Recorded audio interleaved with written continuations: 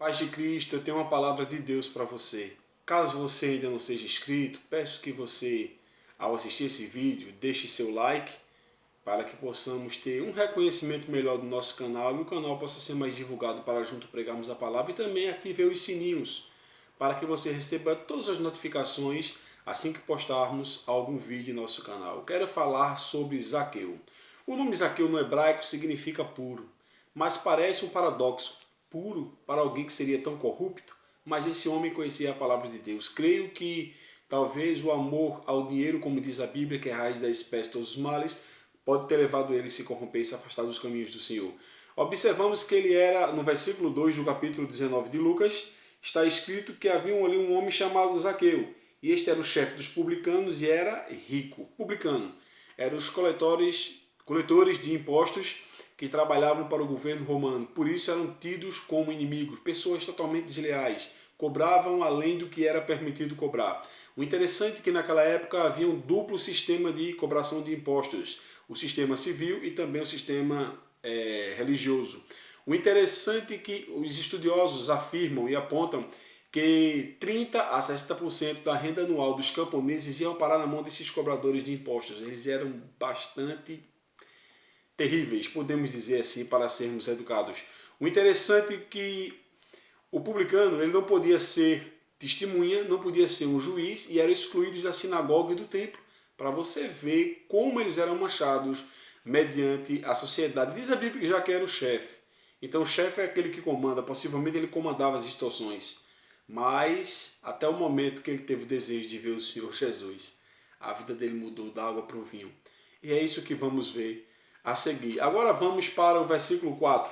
No versículo 3 diz que ele procurava ver Jesus, mas não podia, porque era de pequena estatura e tinha uma multidão na sua frente. Então ele rompeu a multidão e venceu sua própria limitação por ser de baixa estatura. Aí no versículo 4 diz: E correndo adiante subiu a uma figueira brava, ou um sicômoro, para o ver, porque havia de passar por ali.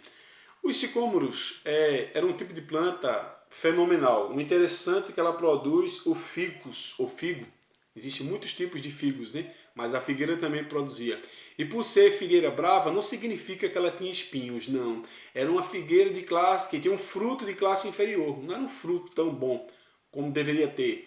E o interessante é que essa árvore poderia atingir uma altura máxima de aproximadamente 16 metros. Outros dizem que até 24.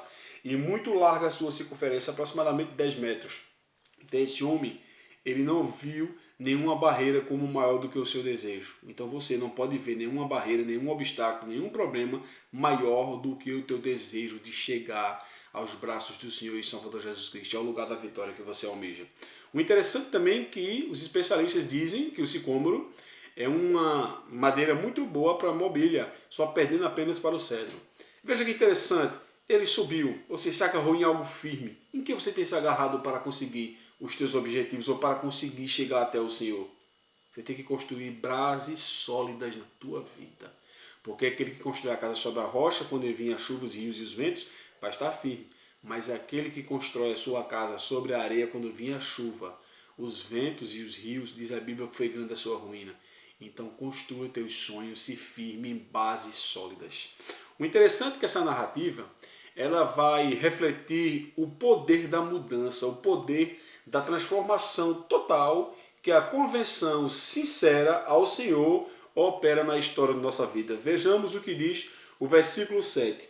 E vendo todos isso, murmuraram, dizendo que entrara para ser hóspede de um homem pecador. Veja que interessante. As pessoas murmuraram. Então, na maioria das vezes, as pessoas não compreendem porque as pessoas vão até o Senhor Jesus. Parecem que acham ruim, preferem ver a pessoa bebendo, se prostituindo, presas aos vícios, do que estar presa ao amor de Cristo. E murmuraram. E veja que interessante que você vai ver agora o que aconteceu na vida deste homem, de um corrupto, chefe dos publicanos, odiado, não tinha Jesus Cristo na vida dele, um homem que tinha suas limitações, porém rico, mas não satisfeito. Sabemos que ele tinha um vazio. E o vazio que Zaqueu tinha era exatamente o tamanho do Senhor Jesus Cristo. Talvez também você tenha um vazio. Mas a partir do momento que você construir na sua vida bases sólidas, romper todos os limites, barreiras e dificuldades e ter um encontro real e transformador com Jesus Cristo, Ele vai mudar a tua história. Aí veja que interessante, o que é que nos diz o versículo de número 8.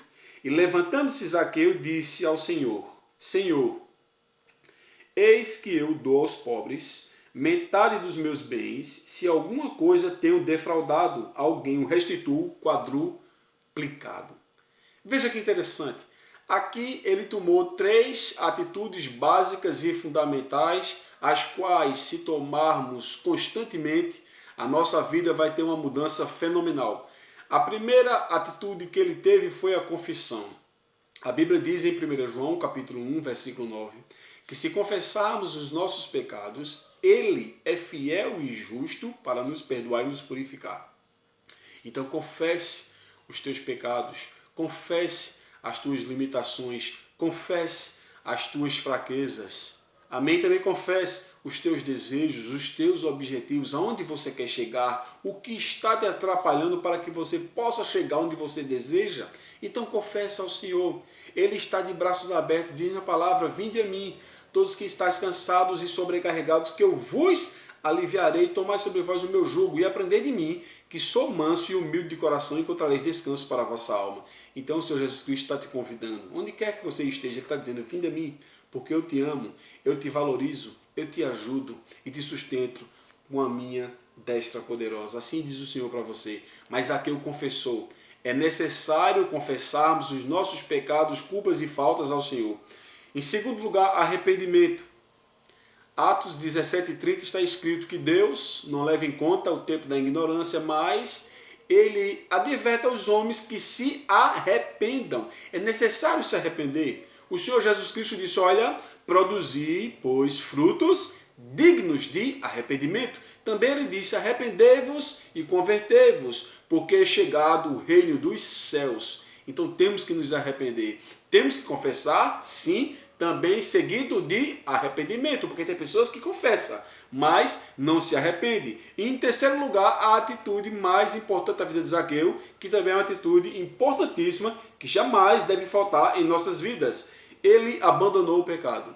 Provérbios 28:13 está escrito, o que encobre as suas transgressões nunca prosperará, mas aquele que as confessa e deixa alcança misericórdia. Então confesse, arrependa-se e abandone. E você vai ser uma pessoa totalmente diferente daquilo que você era. Veja o que é que diz na continuação do versículo 9 e 10 do capítulo 19 de Lucas. E disse-lhe Jesus, hoje veio salvação a esta casa, pois também este é filho de Abraão, porque o Filho do Homem veio buscar e salvar o que se havia perdido. Não existe causas perdidas. A única causa que não tem jeito chama-se Satanás, porque já foi dado cabo da sua vida. Para ele não tem mais jeito. Mas se você é um bêbado, tem jeito. Se você é um prostituto ou prostituta, tem jeito. Se você tem algum vício, seja qual for, o nosso Deus é poderosíssimo. A partir do momento que você confessar, a partir do momento que você se arrepender e abandonar esse hábito terrível que está te destruindo e te afastando do Senhor, Ele tem todo o poder, que a Bíblia fala que todo o poder foi dado a Ele nos céus e na terra para mudar o quadro da tua vida, e a salvação vai chegar na tua casa. Foram essas algumas lições, dentre as tais que existem nesse texto, que eu convido você a praticar e a pôr na sua vida. Quando você pôr essas atitudes na sua vida e tornar-se um hábito, você vai ver que você vai chegar aonde você nunca pensou chegar, especialmente num grau de intimidade com o Senhor Jesus Cristo. Que Deus te abençoe, que Deus te guarde. Um forte abraço e fiquem todos na paz.